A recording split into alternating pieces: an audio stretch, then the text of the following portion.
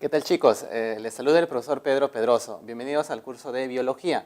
En esta primera semana vamos a resolver preguntas de los temas ramas de la biología, método científico, características de los seres vivos y bioquímica. Pregunta 1. Los seres vivos se relacionan entre sí y con el medio ambiente que los rodea.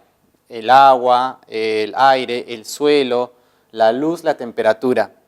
Dichas relaciones son estudiadas por la rama de la biología denominada.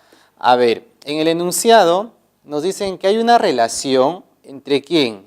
Entre los seres vivos y el medio ambiente. Una relación entre los seres vivos y el medio ambiente. Y nos dan ejemplos de medio ambiente, ¿no? Como agua, aire, suelo, luz, temperatura.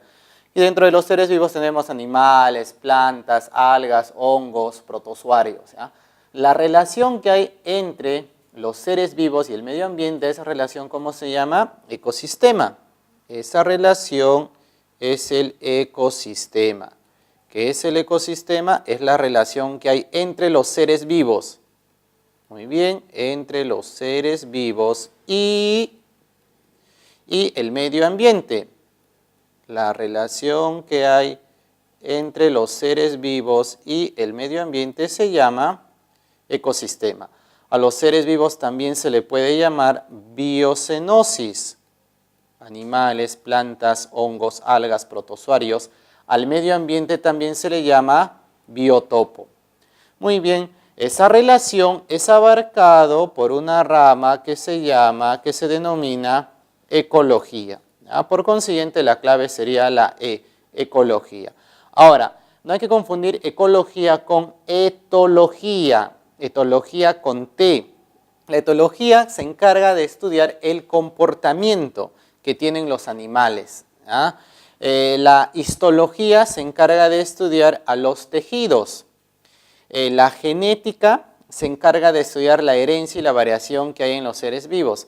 La biofísica se encarga de estudiar las relaciones de energía que hay entre los seres vivos, ¿ya? Como la fotosíntesis, la respiración celular, la sinapsis, etc. Ahí tenemos entonces la pregunta 1, clave E. Pregunta 2.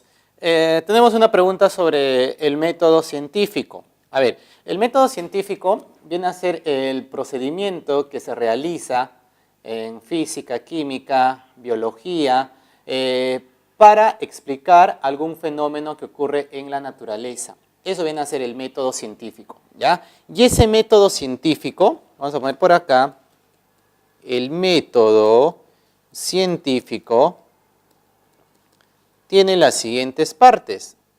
Vamos a tener acá a la observación. Muy bien. Después tenemos a la hipótesis. También tenemos por acá a la experimentación. Y tenemos a la conclusión. Entonces, ahí están los 4 eventos del método científico. ¿Qué pasa en la observación? Su nombre lo dice, el científico observa lo que pasa a su alrededor y producto de la observación se plantea una pregunta. En la observación, entonces, surge la pregunta, surge el problema que el científico necesita desarrollar, ¿ya? Que necesita investigar. Luego tenemos a la hipótesis. ¿Qué viene a ser la hipótesis? La hipótesis viene a ser la posible respuesta a esa pregunta planteada en la observación. La hipótesis viene a ser la posible solución al problema que surge en la observación. Luego tenemos la experimentación. Ya producto de la hipótesis, de esa tentativa respuesta, pasamos a la experimentación. Es decir, en ciencia, todo lo que se dice se tiene que corroborar. Ya se tiene que confirmar con un experimento. Entonces, en el experimento se realiza para comprobar la hipótesis. Muy bien. Y en la conclusión decimos que la hipótesis es aceptada o rechazada. Aceptación o rechazo. Aceptación o rechazo de la hipótesis. Muy bien, ahí están entonces los 4 eventos del método científico. A ver, veamos un ejemplo que está en el texto de la pregunta 2. Daniel, a ver, ¿qué pasa con Daniel el Travieso? Dice, estudiante de la carrera de genética de la Facultad de Ciencias Biológicas en la Universidad Nacional Mayor de San Marcos, ha tomado conocimiento que las serpientes, conocidas como jergones, del Brasil y de Colombia, pueden inducir una severa hemorragia a las personas que muerden. ¿Ya? En esta primera parte nos dice que esas serpientes que se llaman jergones, si muerden a las personas, entonces ¿qué les va a producir? Hemorragias. ¿Ya? Es un enunciado que Daniel ha tomado conocimiento de aquello.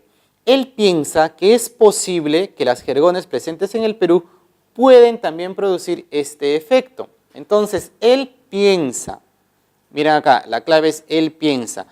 Él supone, ¿de acuerdo? Él piensa, él supone que es posible. Él piensa, él supone que es posible. Hay la posibilidad. Otra palabrita clave por acá, que puede pasar. Que este efecto también es dado por los jergones presentes en el Perú, ¿ya? Debido a que sus genomas son muy parecidos.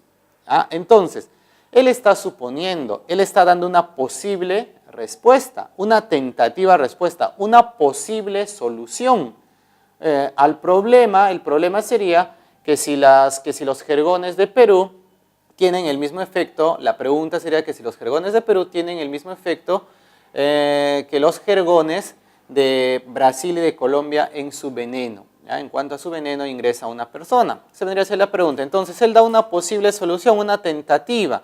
Él piensa, él supone que eso es correcto, puede pasar. ¿Ya? Entonces él que está dando una hipótesis. Muy bien, su hipótesis es eso, que tanto los jergones de Perú como de Brasil y Colombia tienen el mismo efecto. Pero en ciencia, lo que se dice se tiene que corroborar, se tiene que confirmar. ¿Qué tiene que hacer Daniel inmediatamente después de la hipótesis? ¿Qué tiene que hacer? Un experimento. ¿De acuerdo? Muy bien, si el experimento favorece a la hipótesis, entonces concluimos que la hipótesis es aceptada. ¿Ya? Si no, si se rechaza, entonces esa hipótesis es rechazada y se tiene que plantear una nueva hipótesis. Entonces la clave sería la experimentación.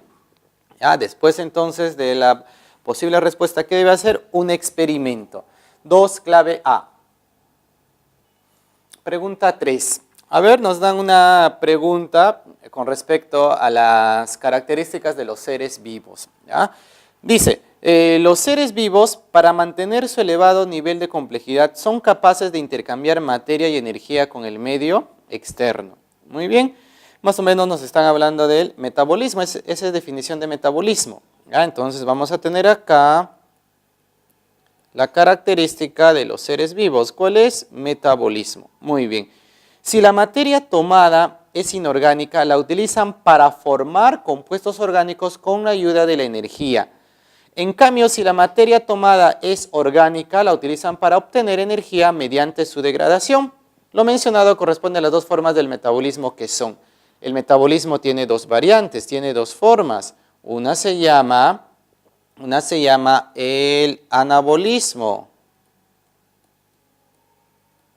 y la otra viene a ser el catabolismo. Una es anabolismo, otra es catabolismo.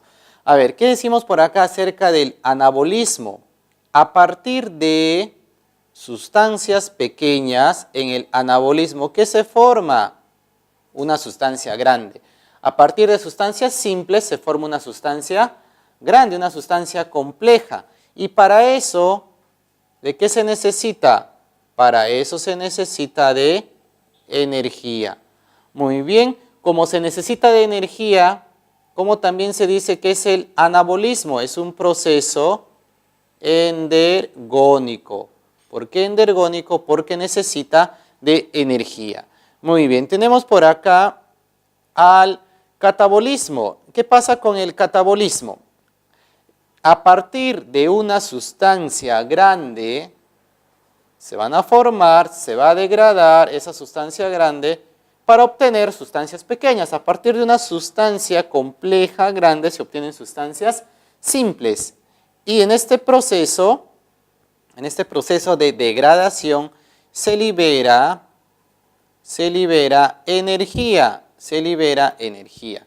Cuando se libera energía, hablamos de un proceso exergónico. Entonces, así se le conoce al anabolismo endergónico, al catabolismo como exergónico. Son las variantes del metabolismo. Analizamos el enunciado, dice, si la materia tomada es inorgánica, muy bien, la utilizan para formar compuestos orgánicos. Acá está, ya estamos en anabolismo. Se va a formar compuestos orgánicos como la glucosa a partir de compuestos inorgánicos como el CO2 y el agua. Muy bien, para eso se necesita energía, ¿ya? Por eso es un proceso endergónico el anabolismo. Ahora, ¿qué más nos dice? La utilizan para formar compuestos orgánicos con la ayuda de energía. No hay nada que hacer, el primer evento es anabolismo endergónico, ¿ya? Luego, ¿qué nos dice? En cambio, si la materia tomada es orgánica, la utilizan para obtener energía mediante su degradación. Esta materia orgánica, como glúcidos, lípidos, proteínas, los seres vivos por lo general lo degradan para obtener sustancias pequeñas, aminoácidos, nucleótidos, ácidos grasos. A partir de una sustancia compleja vamos a sustancias simples y se libera energía. ¿De acuerdo? ¿Cómo se llama ese proceso? Catabolismo. ¿Cómo se libera energía? ¿Cómo es? Exergónico. Entonces el segundo evento es un proceso catabólico, exergónico.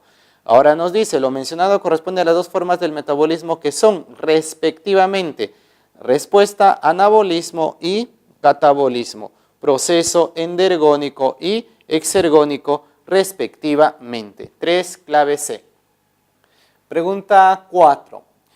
A ver, tenemos una pregunta relacionada a la bioquímica, ¿ya? Dice, en los seres vivos se observa la organización específica y compleja. Con respecto al nivel subcelular, señale la alternativa que no cumpla con la analogía.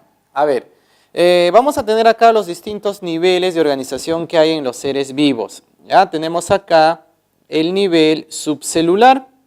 A ver, vamos a indicar acá el nivel subcelular. Muy bien, ahí está entonces el nivel subcelular. Si seguimos la secuencia, luego tenemos al nivel celular. Seguimos la secuencia, vamos a tener que varias células forman un tejido. A eso lo llamamos nivel tisular. Nivel tisular. Muy bien, varios tejidos forman un órgano. Nivel, tenemos por acá, organular o organológico de órganos, a nivel organológicos.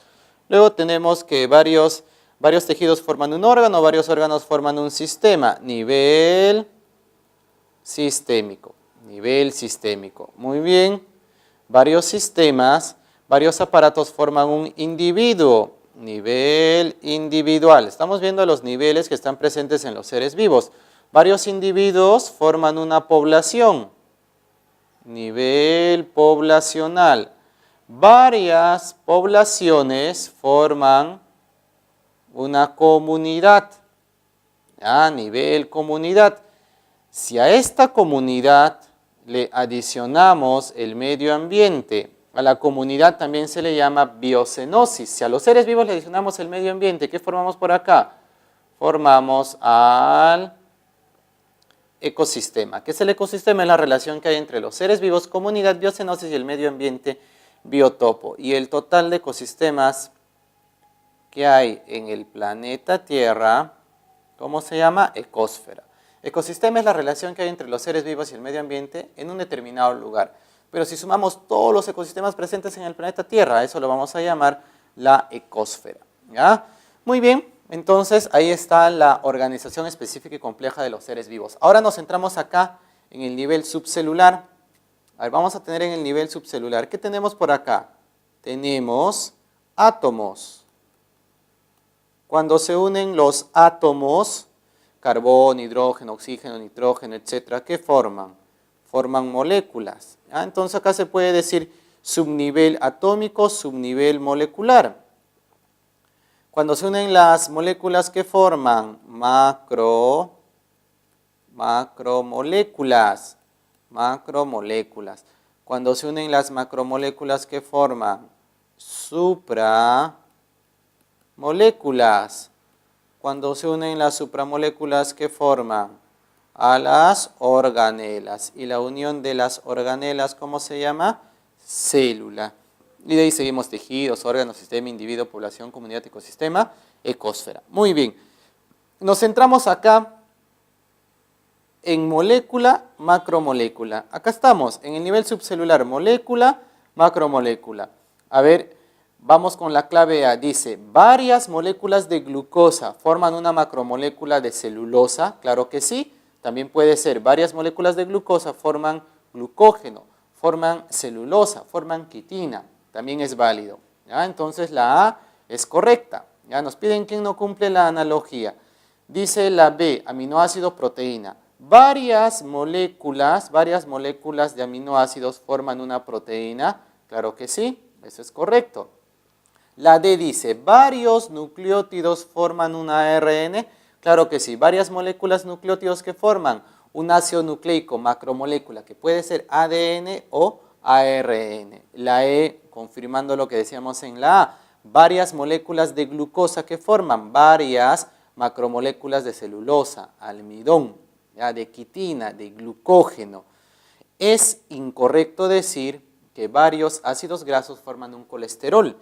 Si bien el colesterol es una macromolécula, pero no tiene ácidos grasos, no tiene moléculas de ácidos grasos, tiene anillos, ya tiene anillos de bencenos variados, tiene fenantreno, ciclopentano, pero no tiene ácidos grasos, ¿ya? Con respecto a los ácidos grasos, ¿qué podemos decir? Varios ácidos grasos unidos al glicerol forman triglicérido, varios ácidos grasos unidos al glicerol, aminoalcohol y al fosfato forman fosfolípidos. Ahí sí sería correcto, pero es incorrecto decir que varios ácidos grasos constituyen el colesterol. Por eso la clave es la C, 4C.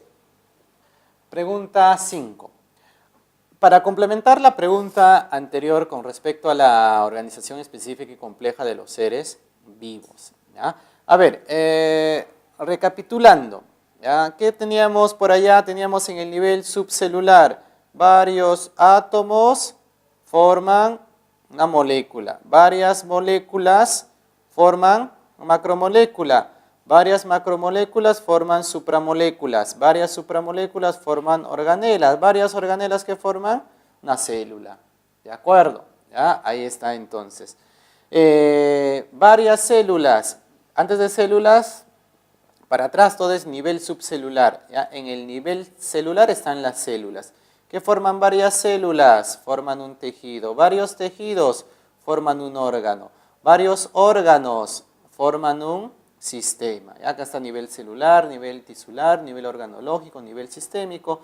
Varios sistemas forman un individuo, nivel individual. ¿Ya? Muy bien, ¿qué más tenemos por acá? Varios individuos de la misma especie que forman una población, individuos de la misma especie. Varias poblaciones o varios individuos de diferentes especies que forman una comunidad. ¿Ya? Si a esa comunidad le adicionamos el biotopo, el medio ambiente, ¿qué formamos? El ecosistema en un determinado lugar. ¿Y el conjunto de ecosistemas cómo se llama? Ecosfera. Ya esto vimos en la pregunta anterior. Ahora nos centramos acá en población y comunidad. ¿Qué es población? Población es el conjunto de individuos de la misma especie. Ejemplo, una población de... ¿Población de qué? Población de conejitos. Ahí está, una población de conejitos. Es decir, varios individuos de la misma especie. Pueden ser 3, 5, 10, 100. Varios individuos de la misma especie. ¿Cómo se llama? Población. Muy bien. ¿Qué es comunidad? Varias poblaciones, es decir, varios individuos de diferentes especies. Por ejemplo, acá tenemos, ahí está un conejito. Tenemos por acá otro conejito. Por acá otro conejito. Ahí está. Pero le vamos a sumar a este grupo, ¿qué le sumamos? Plantitas. Muy bien. A este grupo, ¿qué le podemos sumar? Insectos. Ahí están, insectos, abejitas.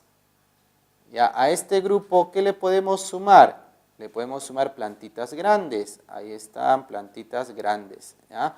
Entonces, ¿qué tenemos por acá? Tenemos varios individuos de diferentes especies. ¿A eso cómo le llamamos? Comunidad. Población, conjunto de individuos de la misma especie. Comunidad, conjunto de individuos de diferentes especies. O también decimos que la comunidad es el conjunto de poblaciones. Veamos la pregunta.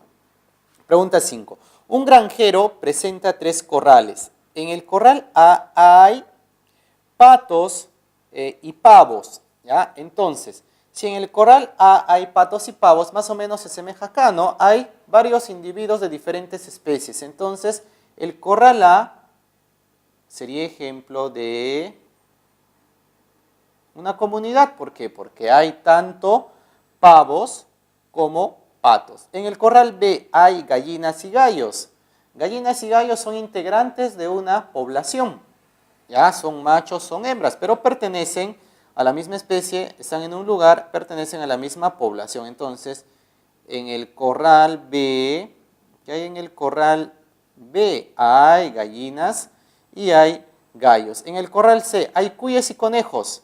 Si hay cuyes y conejos, ¿qué hay? Hay individuos de diferentes especies, ¿ya? Por consiguiente, constituyen una comunidad, ¿ya? Constituyen una comunidad. Entonces, el corral C, al igual que el corral A, que nos representa una comunidad, mientras que el corral B nos representa una población. Dice la clave A. En los 3 corrales se emplea a la comunidad para referirnos a los animales. En los 3 corrales hay comunidad, no, solo en el corral A y en el corral C. Incorrecto. Nos dice la B. Una especie puede encontrarse en más de un corral. A ver, es decir, en el corral B, que hay patos y pavos, ¿también habrá en el corral A y C pato o pavo? No. En el corral B, repito, en el corral B, donde hay gallinas y gallos, ¿también estará en el corral A, en el corral C? No. ¿De acuerdo? En el corral A, donde hay patos y pavos, ¿también habrá patos y pavos en el corral B o en el corral C? No. ¿Ya? Y en el corral C, donde hay cuyes y conejos, ¿también habrá cuyes y conejos en el corral A y en el corral B? No. ¿De acuerdo? Por eso entonces es incorrecta la clave B, que dice que una especie puede encontrarse en más de un corral. La C dice, en los corrales A y B los animales solo constituyen una población. Eso sería para B, ¿sí o no? El corral B es una población, mientras que el corral A es una comunidad. Pero dice que en los dos es una población, no, incorrecto. Luego dice, todos los animales en mención se reproducen por huevos. A ver, vamos a ver. En el corral A, ¿qué hay? Hay patos y pavos. ¿Se reproducen por huevos? Claro que sí. En el corral B, ¿qué hay? Gallinas y gallos. ¿Se reproducen por huevos? También. En el corral C, ¿hay cuyes y conejos? ¿Se reproducen por huevos? No. De acuerdo. ¿Ya? Entonces, es incorrecto. ¿Ya? Solo en un corral el total de los animales constituye una población. De los 3 corrales, 2 son comunidad y solo un corral, el corral B, es una población. Esa es correcta. 5, clave E. Pregunta 6, ya relacionado a la bioquímica, tenemos por acá a los bioelementos. ¿Ya? A ver, los bioelementos son los átomos que están presentes en los seres vivos. Y recuerden que el conjunto de bioelementos constituyen a las moléculas, biomoléculas. Ahora, dentro de los bioelementos vamos a tener los que están en gran cantidad. Son los primarios, ¿ya? Los más abundantes, los organógenos. Los que están en una cantidad no tan abundante, los secundarios, y los que están en una mínima cantidad, ¿cómo se les dice? Oligoelementos, los que están en una mínima cantidad. Entonces, 3 tipos de bioelementos: oligoelementos, secundarios, primarios. A los primarios también se les llama organógenos. ¿Quiénes son los organógenos? Los más abundantes, tenemos por acá 4, el famoso CHON. Ahí está el carbono, hidrógeno, oxígeno y nitrógeno. Dentro de los secundarios, ¿quién tenemos? Al fósforo, al azufre, al sodio, potasio, cloro. Tenemos por acá al calcio, al magnesio y al hierro. 8 bioelementos secundarios. Los demás, en un aproximado de 15, son los oligoelementos, también denominados los elementos traza, los que se encuentran en una mínima cantidad. Podemos citar entre ellos al cobre, tenemos al cromo, al manganeso, al zinc, al yodo, al cobalto, al molibdeno, al vanadio, al aluminio, entre otros, ¿ya? Entonces ahí están los bioelementos y su clasificación. Dice la 6, el nitrógeno es parte fundamental de los aminoácidos en las proteínas y en la base nitrogenadas de los ácidos nucleicos, en tanto que el manganeso, ¿ya? Ahí está manganeso, el manganeso es oligoelemento, acá está Mn, manganeso. Es un elemento que funciona como cofactor que ayuda a potenciar importantes funcionalidades de un grupo muy limitado de macromoléculas de nuestro organismo. ¿Cuál sería la clasificación respectiva de ambos elementos? Muy bien, nos hablan del manganeso y nos hablan del, ¿dónde está arriba? El nitrógeno. ¿Ya? ¿Qué es el nitrógeno? Está dentro del chon. ¿Qué es? Primario. El nitrógeno entonces es primario, muy bien. ¿Qué es el manganeso? El manganeso es oligoelemento. Entonces, ¿cuál sería la clasificación respectiva? Si dice respectiva, en ese orden. ¿Ya qué es el nitrógeno? Es primario, buscamos primario. Ya puede ser la C, puede ser la D. Luego, ¿qué nos dice? Manganeso. El manganeso es oligoelemento. Ya no es la C porque dice secundario, sino la D que sí dice oligoelemento. 6, clave D, dedo. Pregunta 7. El agua es donador de protones y electrones en la fotosíntesis, que se realiza en la hoja. Entonces, en las plantas, a nivel de la hoja, por lo general, se realiza la fotosíntesis. Decimos por lo general porque también puede llevarse a cabo en el tallo, para lo cual asciende por el vaso conductor llamado xilema. ¿Quién asciende? El agua, debido a su propiedad de cohesión. Cohesión es la capacidad por la cual las moléculas de agua se atraen unas a otras. Esto se da gracias ¿a qué? A que las moléculas de agua están unidas. A ver, veamos por acá. La estructura de la molécula de agua. Tenemos acá dos hidrógenos, ahí está un hidrógeno y acá está otro hidrógeno. Esos dos hidrógenos se unen a un oxígeno mediante un enlace. ¿Cómo se llama el enlace que une el hidrógeno al oxígeno? Enlace covalente. Enlace covalente. ¿Qué une el enlace covalente? Une el hidrógeno al oxígeno. El hidrógeno al oxígeno. Muy bien. También podemos añadir que entre estos dos enlaces covalentes hay un ángulo de 104,5 grados. Muy bien. Esa es una molécula de agua. Ahora veamos qué pasa entre varias moléculas de agua. A ver, tenemos por acá el oxígeno unido a dos hidrógenos mediante enlaces covalentes. Acá también el oxígeno unido a dos hidrógenos mediante enlaces covalentes. El oxígeno unido a dos hidrógenos mediante enlaces covalentes. Bien, en un enlace covalente, ¿qué tenemos? Tenemos dos electrones, un electrón del oxígeno, un electrón del hidrógeno. Esos electrones parcialmente se inclinan hacia la molécula de agua, hacia la molécula del oxígeno. Por eso, ¿cómo lo cargan? Negativamente. ¿Qué pasa con el hidrógeno? ¿Cómo queda? Con carga positiva. A ver, otra vez. En una rayita hay dos electrones. Un electrón es del oxígeno y un electrón viene a ser del hidrógeno. ¿Qué pasa con esos electrones? Se inclinan hacia el oxígeno. Los electrones que están acá en la rayita en el enlace covalente se inclinan hacia el oxígeno, cargándolo negativamente. ¿Cómo queda el hidrógeno? Positivamente. Los dos electrones que están en el enlace covalente se van hacia el oxígeno y el hidrógeno queda con carga positiva. De tal manera que hay una atracción entre la parte positiva de una molécula de agua y la parte negativa de otra molécula de agua. La parte positiva de una molécula de agua se atrae con la parte negativa de otra molécula de agua. A esa atracción ya no se llama covalente. ¿Cómo se le llama? Se le llama el enlace puente de hidrógeno. Entonces, gracias a los enlaces puentes de hidrógeno, se unen las moléculas de agua.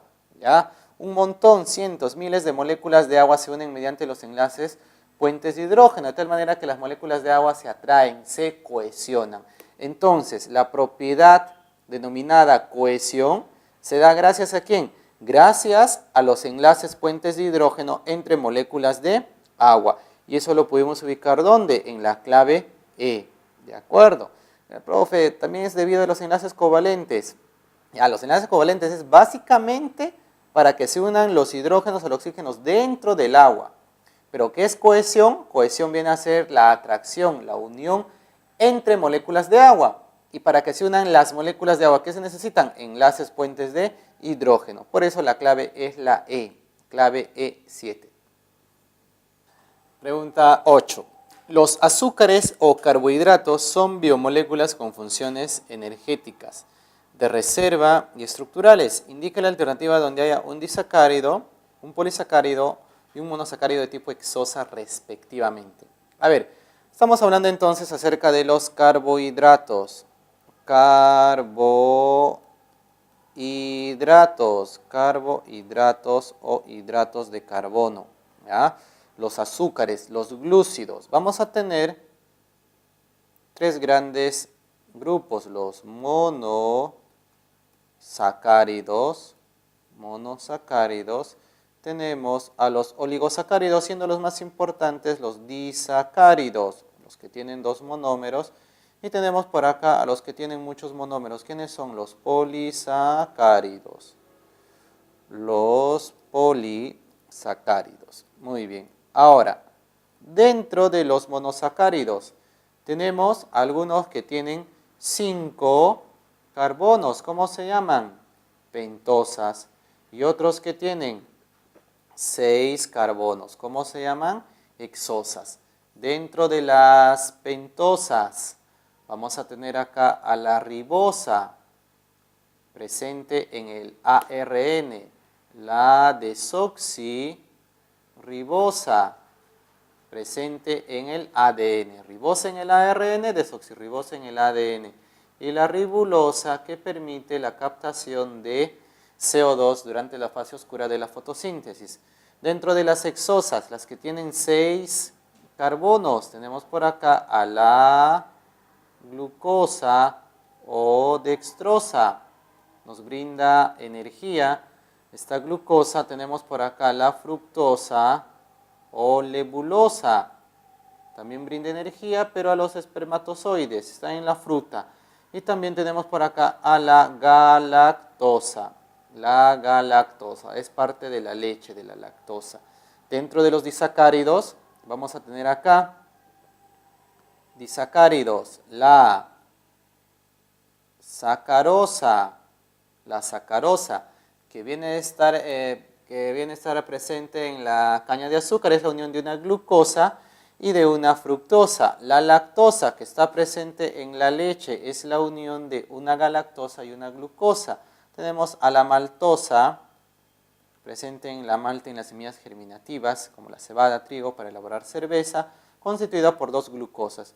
Y dentro de los polisacáridos tenemos al almidón, que es la reserva en las plantas, el glucógeno, que es la reserva en los animales, la celulosa, que está presente en la pared celular de las plantas, la quitina, que está presente en la pared celular de los hongos y en el exoesqueleto de los artrópodos. ¿Ya? ¿Qué tienen los polisacáridos? Tienen varios monosacáridos, por lo general glucosas. Bien, dice la 8. Los azúcares tienen funciones energéticas de reserva estructurales. Indicar la alternativa donde haya un disacárido. Ya, entonces buscamos un disacárido. Puede ser sacarosa, lactosa o maltosa. Ahí jugamos con las claves. Ya puede ser la D maltosa, puede ser la A sacarosa y nada más. Un polisacárido, donde haya un polisacárido. Ya, polisacárido, almidón, glucógeno, celulosa, quitina. Entre esas claves que hemos escogido, si cumple para la D la quitina, cumple para la almidón. Muy bien. Y un monosacárido, ya, ambos son monosacáridos. Miren, tanto la ribosa como la lebulosa, ¿qué son? Son monosacáridos. Pero ¿cuál es lo determinante? Esto de acá, que es de tipo hexosa. Acá están todos los monosacáridos, pentosas y hexosas. Entonces buscamos una hexosa y ubicamos por acá a la lebulosa o fructosa. Por consiguiente, la clave es la D, 8 dedo. Pregunta 9.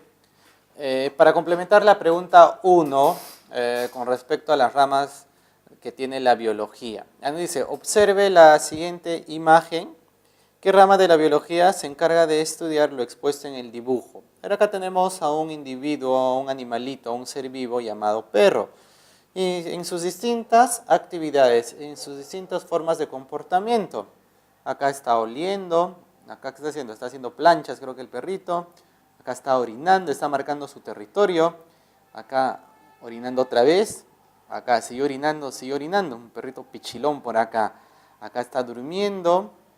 Acá no sé qué está haciendo. Ya, pero hay distintas formas que tienen los perritos. ¿Ya? ¿Quién se encarga de estudiar a los distintos comportamientos que tienen los animales, por lo general? ¿Ya? ¿Quién se encarga de estudiarlo? Una rama denominada etología. Ya lo mencionamos en la pregunta 1. 9, clave E. ¿Ya? Para complementar, la bioquímica estudia al agua, glúcidos, lípidos, proteínas, estudia los elementos, las moléculas presentes en los seres vivos. ¿Ya? La química estudia las sustancias, compuestos que están presentes en la naturaleza, ¿no? Sustancias inorgánicas, orgánicas. Bien, la genética estudia la herencia y la variación, la físico-química, juntando la química, juntando la física, ¿no? Ahí salen las reacciones, los balances de materia y energía, etc. ¿Ya? Entonces, 9, clave E, etología, estudio del comportamiento. Pregunta 10. Las siguientes afirmaciones están relacionadas a la función de las proteínas, excepto. A ver, la A dice, el transporte de oxígeno en la sangre. Claro que sí. ¿Ya? La clave A se relaciona con ¿qué proteína? Con la hemoglobina. ¿Qué transporta? La hemoglobina se encarga del transporte de oxígeno por la sangre. ¿Ya? También tenemos una proteína transportadora, la hemocianina. No está en la sangre, sino está en la hemolinfa. ¿Ya? La hemolinfa está en los invertebrados, la sangre en los vertebrados. La B dice, la coagulación sanguínea. Ya, muy bien, vamos a tener acá a proteínas como la fibrina, el fibrinógeno que se convierte en fibrina responsable de la coagulación. Y también las enzimas que realizan una serie de reacciones para que se dé la coagulación, además del calcio, que no es proteína, participan en la coagulación. La C dice, contener información genética, no, esa es función de los ácidos nucleicos. ¿Ya? La E, defensa del cuerpo ante una infección, claro que sí. ¿Quiénes lo dan? Las proteínas que se llaman anticuerpos o inmunoglobulinas. Y la D dice impermeabilidad celular, claro que sí, lo dan las proteínas que están en la membrana. Esas proteínas de membrana son las proteínas integrales, proteínas periféricas. ¿Ya? Dejan pasar agua, algunas no dejan pasar agua, por eso decimos regulan la permeabilidad o impermeabilidad celular. Entonces la clave viene a ser la C, porque contener información genética es de los ácidos nucleicos. Pregunta 11. Los lípidos se clasifican de acuerdo a la presencia o ausencia de átomos, como el carbono, hidrógeno y oxígeno. ¿Ya? Y aquellos que adicionalmente poseen nitrógeno, fósforo, azufre, en simples y complejos. ¿Ya? Entonces vamos a tener acá, ubicamos a los lípidos. Lípidos, bueno, un panorama más general de los lípidos, tenemos acá lípidos saponificables, son aquellos lípidos que tienen ácidos grasos, y los lípidos insaponificables no presentan ácidos grasos, correcto. Ahora, los lípidos saponificables tienen ácidos grasos, ¿ya? Ellos pueden ser simples o pueden ser complejos. Ahí está, aquí dice el enunciado. Los simples, ¿quiénes son los simples? Los que tienen carbono, hidrógeno y oxígeno. ¿Quiénes son los complejos? Los que además de tener carbono, hidrógeno, oxígeno, ¿qué tienen? Tienen nitrógeno y tienen fósforo. Muy bien.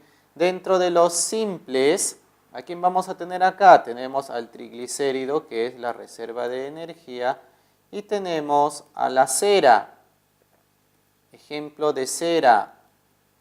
Tenemos a la cutina, que está en la parte externa de las plantitas en forma de cutícula. También se encuentra en la parte externa de las plumas. ya, del exoesqueleto. Ahí está la cutina. También tenemos por acá al cerumen, que está esa grasita que está en el oído. También tenemos por acá a la cerámida. ¿Ya? Entonces, ¿qué son? Son ceras. Junto a los triglicéridos son lípidos simples. Y dentro de los complejos, vamos a tener acá complejos como los fosfolípidos. Tenemos a los glucolípidos. Tenemos a los galactolípidos, entre otros. ¿Qué son? Son lípidos que están presentes en la membrana celular. Y dentro de los insaponificables, también se les llama esteroides.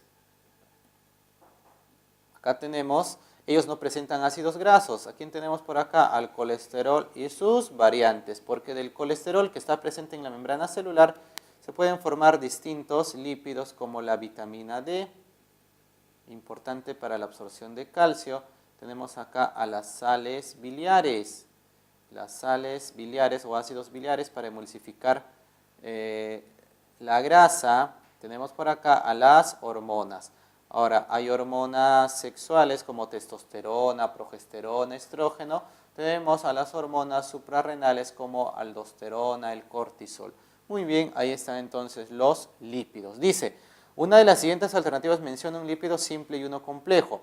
Simple, en las claves hay que buscar triglicérido, cutinas, cerumen, cerámida. ¿Qué hay en las claves dentro de simple? A ver, tenemos a la cutina.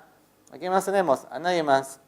Y un lípido complejo. Ya dentro de los complejos tenemos fosfolípido, glucolípido, galactolípidos. Y se encaja entonces con la clave D, un simple y un complejo respectivamente. Entonces la clave sería la D. 11, clave de dedo. Pregunta 12.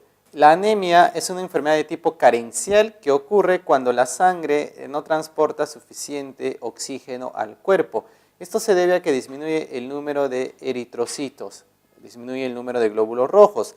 La proteína implicada con dicho trastorno, ¿cómo se llama? En alguna pregunta antes mencionada hablamos acerca de las proteínas transportadoras, como ¿quién? Como la hemoglobina. ¿De acuerdo? ¿Qué es lo que hace la hemoglobina? La hemoglobina es una proteína transportadora. También la hemocianina, hemoglobina en los que tienen sangre como los vertebrados, la hemocianina en los que tienen hemolinfa como los invertebrados. ¿Qué es lo que hacen? ¿Cuál es su función? Su función es transportar, llevar. ¿Qué llevan? Lleva oxígeno a las células y recoge CO2 de las células. ¿Ya? Lleva oxígeno y CO2, transporta oxígeno y CO2. Muy bien, entonces, ¿qué nos dice? Cuando la sangre no transporta suficiente oxígeno, entonces no llega suficiente oxígeno a nuestro cuerpo, a la cabeza, la persona no tiene ganas de estudiar, de trabajar. ¿Qué tiene la persona? Baja concentración de hemoglobina, baja concentración de glóbulos rojos. ¿A eso cómo se llama? Anemia. Ya nos dicen, ¿quién se relaciona con la enfermedad de anemia? Porque se está transportando insuficientemente el oxígeno. ¿Ya? Esa proteína está dentro de los glóbulos rojos. ¿Quién es la hemoglobina? 12, clave A. Pregunta 13. En el siguiente cuadro se observan dos muestras de biomoléculas. En ambas muestras se adicionan enzimas proteasas. Luego la conclusión correcta será. A ver, ¿qué viene a ser la insulina? La insulina es una hormona que regula la concentración de glucosa en la sangre. Es una hormona de tipo proteica. Entonces ponemos acá, ¿qué es la insulina? Es una proteína. Muy bien. ¿Qué más hay en la muestra 1? Colesterol. ¿Qué es el colesterol? Es un lípido que está en la membrana celular. La quitina es un glúcido. Es un polisacárido. Es un polisacárido. Muy bien, es un azúcar. El colágeno, ¿qué es el colágeno? Es una proteína. Ya la quitina está en la pared celular de los hongos, en el exoesqueleto de los artrópodos. El colágeno, que es una proteína, está en los ligamentos, tendones, músculos, huesos. La queratina también es una proteína. ¿Dónde se encuentra esta proteína? Queratina está en la piel, en la uña, en el cabello, en el pico, en las garras, en los cuernos, ahí está la queratina. La celulosa es un polisacárido, ¿ya? Al igual que la quitina está en la pared celular, pero de las plantas. Bien, nos dice, en el siguiente cuadro se observan dos muestras de biomoléculas. En ambas muestras se adicionan enzimas proteasas. ¿Qué es lo que hacen las proteasas? Degradan proteínas, ¿ya? ¿Qué es lo que hacen las lipasas? Degradan lípidos. ¿Qué hacen las amilasas? Degradan amilosa, almidón. ¿Qué hacen las sacarasas? Degradan sacarosa. ¿Qué hacen las lactasas? Degradan lactosa. ¿Qué hacen las maltasas? Degradan maltosa. ¿Ya? Por lo general, el nombre de la enzima que termina en asa se relaciona con el nombre del sustrato. ¿De acuerdo? ¿Ya? Para que se entienda mejor, acá tenemos a una sustancia que se llama sustrato. A este sustrato, sobre este sustrato va a actuar acá el Pacman, va a actuar la enzima. ¿Qué le hace la enzima al sustrato? Lo modifica. Lo modifica, en este caso lo degrada. Las enzimas pueden degradar o pueden formar. Lo degrada, ¿qué forma? Que libera un producto y la enzima está ahí, ahí está. Muy bien, entonces las enzimas actúan sobre el sustrato para liberar productos. Les ponía como ejemplo, ¿no? ¿Qué hace la enzima? Hay una enzima proteasa. ¿Qué hace la proteasa? Degrada al sustrato proteína. ¿Y en qué lo convierte? En productos aminoácidos. Es un ejemplo, ¿no? ¿Qué hace la enzima maltasa? Degrada la maltosa. ¿Y en qué lo convierte? En glucosas. Y así, ¿ya? Entonces nos dice que se adiciona la proteasa en ambas muestras. A ver, en la muestra 1, ¿qué va a hacer la enzima proteasa? Que va a degradar proteína, como la insulina. No va a degradar al colesterol y a la quitina porque no son proteínas. Solo degrada ¿a quién? A la insulina. En la muestra 2, ¿a quién va a degradar esa proteasa? Va a degradar al colágeno, que es proteína, y también a la queratina, que es proteína. A la celulosa no lo puede degradar porque no es proteína. Dice, en la muestra 1, ¿todas las moléculas son sustratos? No, solo la insulina, por ser proteína. Incorrecto. ¿En ninguna de las muestras se forman productos? Falso. ¿De acuerdo? En la muestra 1 hay productos porque se degrada la insulina. En la muestra 2 hay productos porque se degrada el colágeno y la queratina. Dice, ¿las enzimas trabajan más en la muestra 2? Claro que sí. ¿Por qué? Porque hay más sustrato, hay colágeno, hay queratina, hay más sustrato, a diferencia de la muestra 1 que tiene solo insulina, una proteína. ¿Ya? Muy bien, la D dice, ¿en ambas muestras hay 4 sustratos? No, hay 3 sustratos en ambas muestras, insulina, colágeno, queratina, que son proteínas. En la muestra 2, ¿no se forman productos? Incorrecto, claro que sí se forman productos porque hay sustrato proteína como el colágeno y la queratina. Entonces, 13, clave C. Pregunta 14. De la siguiente muestra de ADN del gallito de las rocas, ave nacional del Perú, se tiene la siguiente información. Tiene 17% de adenina. Completar los porcentajes restantes y responder las preguntas que están ahí.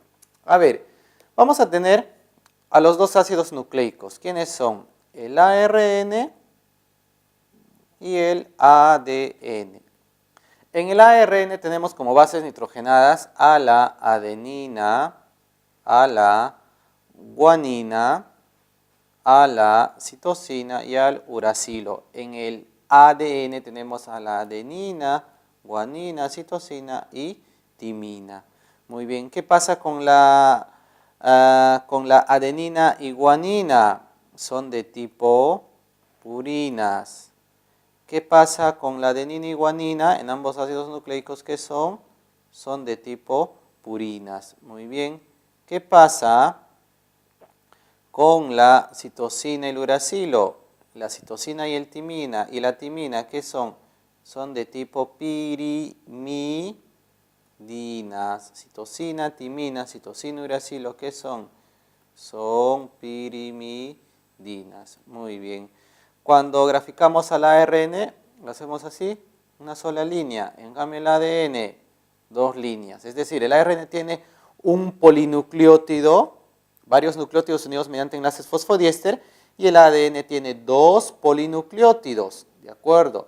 Los polinucleótidos de una cadena se unen, de una cadena de una hebra, mediante enlaces fosfodiéster, pero entre cadenas, ¿qué enlace vamos a tener? A ver, veamos por acá. Miren, a este ADN lo ponemos un poquito más grande y por separado. ¿Ya? Ahí está la cadena que está arriba, lo ponemos acá, y la otra cadena inferiormente. ¿Qué hay en una cadena? Hay nucleótidos. ¿Ya? Podemos tener acá al nucleótido adenina, ejemplo, al nucleótido de guanina, el nucleótido de citosina, de adenina, de timina, de adenina, de guanina. ¿Ya? ¿Qué vamos a tener al otro lado? También nucleótidos, pero esos nucleótidos ¿cómo son? Complementarios. Si arriba hay adenina, aquí hay abajo necesariamente timina. Si arriba hay guanina, aquí hay abajo citosina. Citosina, guanina. Adenina, timina. Timina, adenina. Adenina, timina. Guanina, citosina. Muy bien, ahora entre estos nucleótidos hay atracción. Entre la A y la T hay 2 enlaces. Entre la G y la C hay 3 enlaces. Entre la A y la T hay 2 enlaces. Entre la G y la C hay 3 enlaces. ¿Cómo se llaman esos enlaces que hay entre cadenas, entre hebras, entre polinucleótidos? A esos enlaces se les llama enlaces puentes de hidrógeno. ¿Ya? Muy bien, ahí están los enlaces puentes de hidrógeno. A ver, miren, acá, en esta muestra de ADN, ¿cuántas letras A tenemos? A ver, contamos, 1A, 2A, 3A, 4A. ¿De acuerdo? Entonces tenemos 1A, 2A, 3A, 4A, correcto. ¿Cuántas letras T hay? 1, 2, 3, 4. Es decir, el porcentaje de adenina aquí es igual al porcentaje de timina. Muy bien. Si por acá tenemos una más arriba, ¿qué vamos a tener abajo? Un T, habrá 5A, 5T. Si acá tenemos en total 10A, ¿cuántas T habrá? 10. 10A, 10T. El porcentaje de adenina igual al porcentaje de timina. ¿Qué pasa con guanina y citosina? A ver, ¿cuántas G hay en esta muestra de ADN? Un G, 2G, y abajo hay uno, 3G. ¿Cuántas C hay? Un C, 2C y 3C. Es decir, el porcentaje de citosina es igual al porcentaje de guanina. ¿De acuerdo? Y así hay 15G, habrá 15C. Muy bien. Ahora, vamos a tener acá que en la muestra hay 17% de ADN. ¿Cuánto debe haber perdón, hay 17% de adenina? ¿Cuánto debe haber de timina? También 17%. En la muestra de ADN hay tanto de adenina como timina, 17%. Entre ambos, ¿cuánto suma? 34%. Para llegar a 100%, ¿cuánto le falta? La diferencia de 34 para 100%. ¿Cuánto tenemos entonces? ¿Cuánto le falta? 34 para 100. Vamos a tener entonces 66%, miren, 66% suma entre quién y quién, entre guanina y citosina. A ver, otra vez. Nos dice el dato, hay 17% de adenina. ¿Cuánto debe haber de timina? 17%. ¿Cuánto suma entre ambos? 34%. Pero queremos llegar a 100%. ¿Cuánto le falta a 34 para ser 100%? 66%. ¿Ya? Entonces, si hay 66% de citosina y guanina, ¿cuánto habrá de cada uno? La mitad. 33% de guanina y 33% de citosina. Llenamos entonces acá 33% de guanina, 33% de guanina, tenemos por acá 33% de citosina, tenemos por acá 17% de timina. Muy bien, según eso respondemos los enunciados. Dice, la cantidad de guanina es mayor que la de citosina. A ver, ¿hay más guanina que citosina? No, es igual, por eso es incorrecto. Dice, el porcentaje de las purinas excede al de las pirimidinas. El porcentaje de las purinas. ¿Quiénes son purinas? Acá está adenina y guanina. Ya entonces, adenina con guanina. ¿Cuánto suma adenina con guanina que son purinas? 50%. Las pirimidinas, citosina y timina, 50%. Son iguales, no hay exceso. Incorrecto. Dice, las citosinas y las timinas constituyen el 50%. Citosinas con timinas 13 y 17, 50% verdadero. Los enlaces puentes de hidrógeno triples son más abundantes. A ver, los triples están entre la G y la C. ¿Ellos están en mayor cantidad la G y la C? Claro que sí, en 66%, mientras que la A y la T solo en 34%. Por consiguiente, va a haber más enlaces triples. Eso es correcto. Los enlaces, los nucleótidos de pirimidina se complementan entre sí. Pirimidina, ¿quién es? C y T. Se complementa la C y la T. La C es con la G, la T es con la A. No se complementan. Incorrecto. Por eso la clave es la A. A ver, buscamos falso, falso. Verdadero, falso, verdadero. 14, clave A. Pregunta 15. Si una hebra de ADN es 5', tiene un montón de bases nitrogenadas, nucleótidos 3', hallar el número de enlaces fosfodiéster y el número de enlaces puentes de hidrógeno que hay en el ADN respectivamente. A ver, tenemos por acá el ADN que va de 5' a 3'. Una cadena, y la otra cadena es antiparalela, complementaria, que va de 3' a 5'. A ver, a esto lo vamos a separar para observarlo mejor. Ahí está. Una cadena va de 5' a 3'. Y la otra cadena, estamos separando, va de 3' a 5'. ¿Qué hay en una cadena, en una hebra? Miren, hay adenina, hay guanina. ¿Qué más hay? Hay timina, hay adenina, ahí está AGTA, hay citosina, guanina, TC, timina, citosina, timina, GC, guanina y citosina. Eso hay en una hebra. Aquí en la otra hebra, por la pregunta anterior, el complemento, ¿no? Si arriba hay adenina, aquí abajo, timina, guanina, citosina y viceversa, ¿ya? Acá hay timina, adenina, adenina con timina, citosina con guanina, guanina con citosina, timina con adenina, citosina con guanina, timina con adenina, guanina con citosina, citosina con guanina. Ahí está. ¿Qué más? Pregunta anterior. ¿Qué decíamos? Entre la A y la T, ¿qué hay? 2 puentes de hidrógeno. Entre la G y la C, 3. Entre la A y la T hay 2. Entre la G y la C, ¿qué hay? 3. Entre la A y la T hay 2. Entre la G y la C, ¿qué hay? 3 puentes de hidrógeno.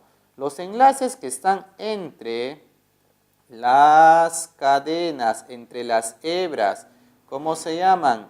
Enlaces puentes de hidrógeno. Les mencionaba en la pregunta anterior. En una misma cadena, en un polinucleótido, en una hebra, entre estos nucleótidos, ¿qué enlace hay? Entre este nucleótido de timina y este nucleótido de citosina, ¿qué enlace hay? Hay un enlace. ¿Cómo se llama el enlace? El enlace fosfodiéster. Entre este nucleótido de adenina y este nucleótido de guanina, ¿qué enlace hay? Fosfodiéster. Entre este nucleótido de timina y este nucleótido de adenina, ¿qué enlace hay? Fosfodiéster. Entre la G y la T, ¿qué hay? Fosfodiéster. Entre la C y la T, ¿qué hay? Fosfodiéster. En una cadena hay fosfodiéster, pero entre cadenas, ¿qué hay? Puentes de hidrógeno. Nos piden contar. Hay el número de enlaces fosfodiéster. ¿Cuánto habrá acá? 1, 2, 3, 4, 5, 6, 7, 8, 9, 10. Y nada más. Otra vez, 1, 2, 3, 4, 5, 6, 7, 8, 9, 10. 10 en la cadena inferior, 10 en la cadena superior. ¿Cuántos hay? 20 enlaces fosfodiéster. Ahora, ¿cuántos puentes de hidrógeno? A ver acá, hay 2 y 3, 5 y 2, 7 y 2, 9 y 3, 12 y 3, 15. Tenemos por acá y 2, 17 y 3, 20. Acá tenemos 22, 25, 28 puentes de hidrógeno. A ver, contamos otra vez. Entre la A y la T, 2. Entre la G y la C, 3. Va 5. Entre la A y la T, 2, 7. Entre la A y la T, 2, 9. Entre la G y la C, 3, 12. Entre la G y la C, 3, 15. Entre la A y la T, 2, 17. Entre la G y la C, 3, 20. Entre la A y la T es 2, 22. Entre la G y la C viene a ser 3, 25. Entre la C y la G viene a ser 3, 28. Entonces buscamos la clave que contenga fosfodiéster. Dice respectivamente 20 Y puentes de hidrógeno, 28. 15, clave B, beso. Un gusto, chicos, haber compartido con ustedes las preguntas de la semana 1. Ya nos veremos en una siguiente oportunidad. Hasta luego.